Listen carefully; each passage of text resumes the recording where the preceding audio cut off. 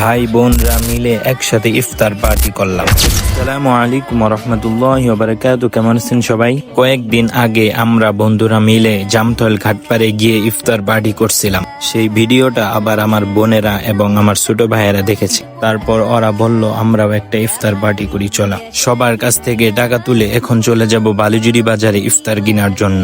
দেখতে দেখতে আমরা বালুজুরি বাজারে চলে এসেছি। এখন আমাদের প্রথম কাজ হচ্ছে আমাদের বিরিয়ানি নিতে হবে। বিরিয়ানি নেওয়া শেষ, এখন আমরা চলে যাব কিছু ইফতার কেনার জন্য। তারপর আবারও চলে আসলাম আমাদের জুনাইল বাজারে ইফতার কেনার জন্য।